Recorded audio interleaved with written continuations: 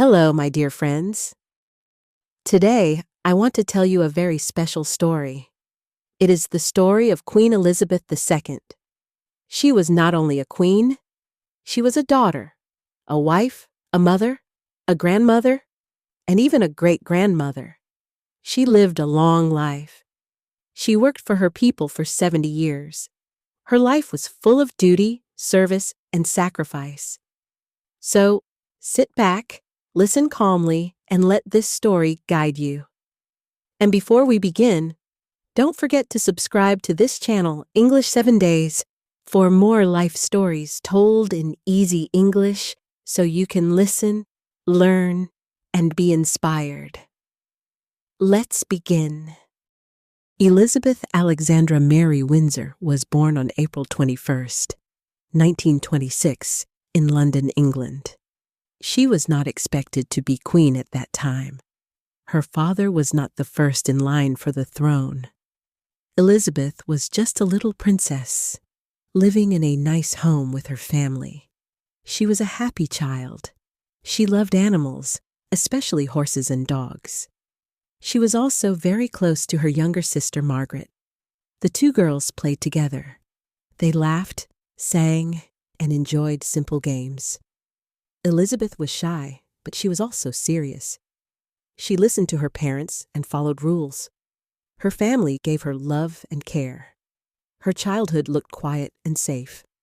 But soon, life would change. In 1936, Elizabeth's life took a big turn.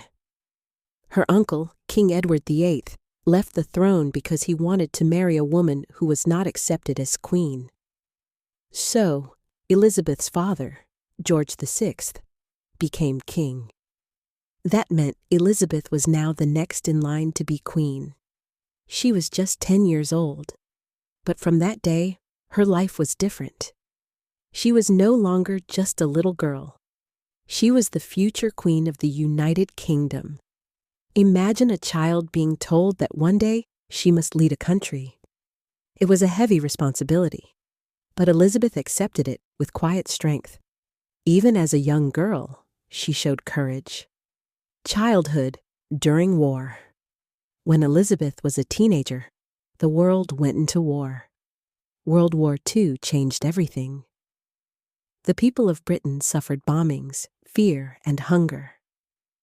Elizabeth and Margaret were sent away to Windsor Castle for safety, but Elizabeth wanted to help.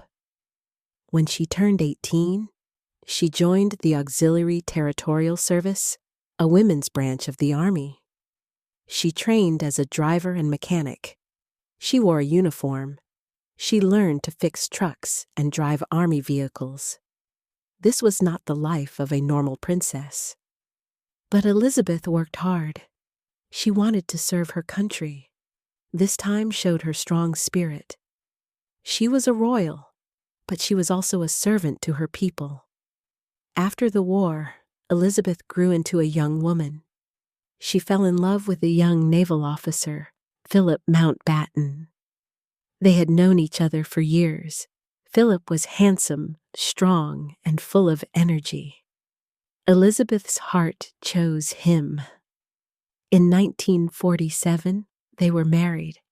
Their wedding was simple, not very grand, because the country was still poor after the war. But people were happy. They wanted joy after years of pain. Elizabeth and Philip became a symbol of hope. Later, they had 4 children: Charles, Anne, Andrew, and Edward. Elizabeth was a mother as well as a princess. She loved her children deeply. She cared for them, but she also had many duties. Becoming queen. In 1952, Elizabeth's father, King George VI, died. Elizabeth was only 25 years old. She was far from home, in Kenya, when she heard the news. Her life changed in one moment. She became Queen Elizabeth II. Imagine being just 25 and suddenly carrying the weight of a kingdom. She was young. She was still a mother of small children. But she did not complain. She accepted the duty. She put on the crown and promised to serve her people. In 1953, her coronation was held. It was the first coronation shown on television. Millions of people watched. For many, it was the first time they saw such a grand ceremony. Elizabeth walked slowly, wearing a heavy crown and long robes. Her face was calm, but her heart carried great responsibility. A life of service. Being queen was not easy. Every day was full of work. Meetings, speeches, visits, and travel. She met leaders from around the world. She welcomed presidents, kings, and prime ministers. She listened more than she spoke. Her job was not to rule like in the old days, but to represent unity. Elizabeth was careful with her words. She never showed anger in public. She kept her opinions private. Her calm manner gave people comfort. She traveled to many countries. She was the most traveled head of state in history. She visited villages, cities, and faraway lands. Wherever she went, people wanted to see her. For many, meeting her was a once-in-a-lifetime moment. The family challenges. Even though Elizabeth was queen, she was still human. Her family had problems, like many families. Her children grew up in the public eye. Their marriages and struggles were always in the news. Sometimes her family life brought pain. Some years were very difficult. In 1992, many sad things happened. Prince Charles and Princess Diana separated. Prince Andrew also separated from his wife. A fire burned part of Windsor Castle. Elizabeth herself said it was her annus horribilis, her terrible year. Yet she never gave up. She stood firm. She continued her work. She showed her people that even in sadness, life must go on. The loss of Diana. In 1997, Princess Diana died in a car crash. The world cried. Many blamed the royal family for being cold. At first, Elizabeth stayed quiet. People were angry, but soon she spoke with care and respect. She called Diana an extraordinary person. Her calm words helped heal the nation. This moment showed how hard it was to be queen. She was always balancing duty, tradition, and emotions. She was a grandmother, but also a monarch, a partner in life. Queen Elizabeth's husband, Prince Philip, was always by her side. He was strong, but he liked to joke. He supported her, even when the spotlight was always on her. They shared more than 70 years together. In 2021, Prince Philip died at the age of 99. Elizabeth sat alone at his funeral because of pandemic rules. That picture touched the world. It showed her humanity, her grief, and her strength. Even in her old age, Queen Elizabeth worked. She met new leaders, signed laws, and carried out ceremonies. She appeared on television during the COVID-19 pandemic to comfort her people. Her message was simple. We will meet again. Those words gave hope to millions. In 2022, she celebrated her Platinum Jubilee, 70 years as queen. There were concerts, parades, and parties. The whole country honored her.